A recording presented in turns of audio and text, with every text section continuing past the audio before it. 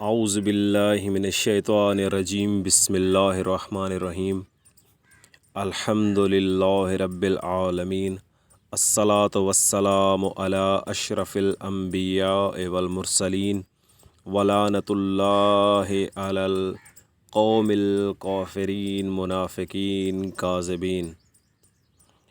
معزز سامعین اکرام، پروفیسر منظر عباس زین کی طرف سے انتہائی ادب و احترام کے ساتھ السلام علیکم ورحمۃ اللہ وبرکاتہ اور عید غدیر کی ڈھیروں مبارکباد کہ جب سرکار دو عالم اپنے حج سے واپس آ رہے تھے تو اللہ تعالیٰ کا پیغام آیا کہ اے رسول پہنچا دے جو تم سے پہنچانے کا وعدہ کیا گیا تھا۔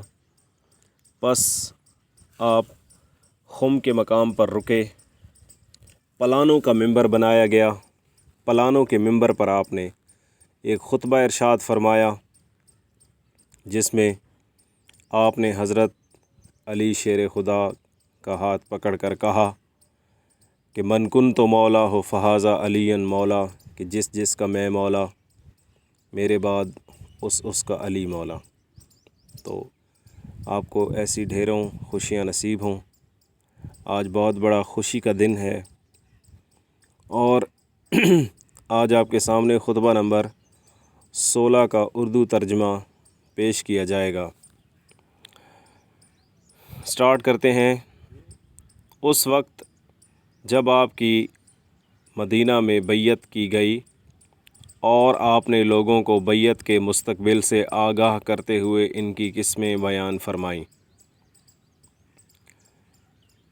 میں اپنے قول کا خود ذمہ دار ہوں اور اس کی صحت کا ضامن ہوں، اور جس شخص پر گزشتہ اقوام کی سزاؤں نے عبرتوں کو واضح کر دیا ہو اسے تقوی شبہات میں داخل ہونے سے یقیناً روک دے گا۔ آگاہ ہو جاؤ، آج تمہارے لیے وہ آزمائشی دور پلٹ آیا ہے جو اس وقت تھا جب پروردگار نے اپنے رسول صلی اللہ علیہ وآلہ وسلم کو بھیجا تھا۔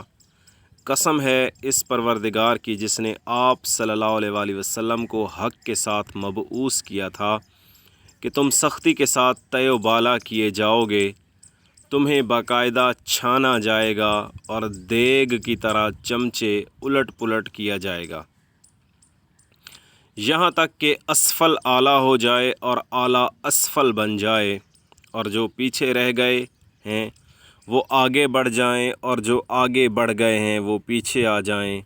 خدا گواہ ہے کہ میں نے نہ کسی کلمہ کو چھپایا ہے اور نہ کوئی غلط بیانی کی ہے، اور مجھے اس منزل اور اس دن کی پہلے ہی خبر دے دی گئی تھی۔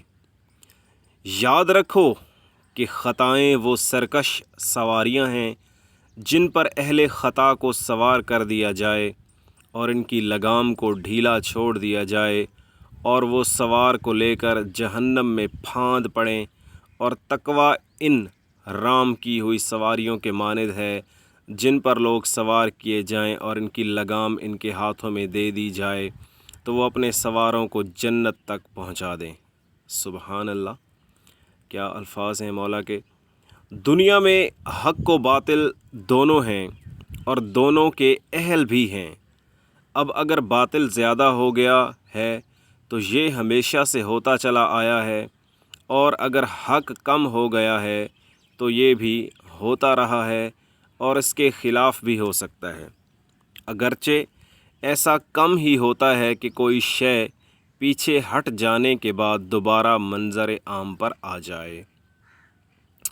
سید رضی فرماتے ہیں کہ اس مختصر سے کلام میں اس قدر خوبیاں پائی جاتی ہیں جہاں تک کسی کی داد و تعریف نہیں پہنچ سکتی ہے، اور اس میں حیرت و استعجاب کا حصہ پسندیدگی کی مقدار سے کہیں زیادہ ہے۔ اس میں فصاحت کے وہ پہلو بھی ہیں جن کو کوئی زبان بیان نہیں کر سکتی ہے، اور ان کی گہرائیوں کا کوئی انسان ادراک نہیں کر سکتا ہے، اور اس حقیقت کو وہی انسان سمجھ سکتا ہے جس نے فن بلاغت کا حق ادا کیا ہو اور اس کے رگ و ریشہ سے باخبر ہو، اور ان حقائق کو اہل علم کے علاوہ کوئی نہیں سمجھ سکتا ہے۔ اس خطبہ کا ایک حصہ جس میں لوگوں کو 3 حصوں میں تقسیم کیا گیا ہے۔ پہلی قسم، وہ شخص کسی طرف دیکھنے کی فرصت نہیں رکھتا جس کی نگاہ میں جنت و جہنم کا نقشہ ہو۔ تیز رفتاری سے کام کرنے والا نجات پا لیتا ہے اور سست رفتاری سے کام کر کے جنت کی طلبگاری کرنے والا بھی امیدوار رہتا ہے، لیکن کوتاہی کرنے والا جہنم میں گر پڑتا ہے۔ دائیں بائیں گمراہیوں کی منزلیں ہیں اور سیدھا راستہ صرف درمیانی راستہ ہے۔ اس راستہ پر رہ جانے والی کتاب خدا اور نبوت کے آثار ہیں اور اسی سے شریعت کا نفاذ ہوتا ہے، اور اسی کی طرف عاقبت کی باز گشت ہے۔ غلط ادعا کرنے والا ہلاک ہوا اور افترا کرنے والا ناکام و نامراد ہوا۔ جس نے حق کے مقابلہ میں سر نکالا وہ ہلاک ہو گیا، اور انسان کی جہالت کے لیے اتنا ہی کافی ہے کہ اسے اپنی ذات کا بھی عرفان نہ ہو۔ جو بنیاد تقویٰ پر قائم ہوتی ہے اس میں ہلاکت نہیں ہوتی، اور اس کے ہوتے ہوئے کسی قوم کی کھیتی پیاس سے برباد نہیں ہوتی ہے۔ اب تم اپنے گھروں میں چھپ کر بیٹھ جاؤ اور اپنے باہمی امور کی اصلاح کرو، تو یہ تمہارے سامنے ہے، توبہ تمہارے سامنے ہے۔ تعریف کرنے والے کا فرض ہے کہ اپنے رب کی تعریف کرے، اور ملامت کرنے والے کو چاہیے کہ اپنے نفس کی ملامت کرے۔ جزاک اللہ مومنین۔ آج آپ کے سامنے خطبہ نمبر 16 کا ترجمہ آپ کے سامنے بیان کیا گیا، جو کہ بیعت مدینہ کے وقت جو مولا نے خطبہ دیا تھا اس کے بارے میں ہے۔ آپ سے ایک گزارش ہے کہ آپ میرے والد محترم ملازم حسین کے لیے ایک سورہ فاتحہ اور 3 مرتبہ سورہ توحید، سورہ اخلاص تلاوت کر کے ان کی روح کو اصال ثواب کریں، تاکہ ان کی قبر پر ہزاروں کروڑوں رحمتیں نازل ہوں اور ان کو کروٹ کروٹ جنت نصیب ہو۔ پروفیسر منظر عباس کو دیجیے اجازت۔ انشاءاللہ تعالی خطبہ نمبر 17 کے ساتھ آپ کے ساتھ حاضر ہوں گے۔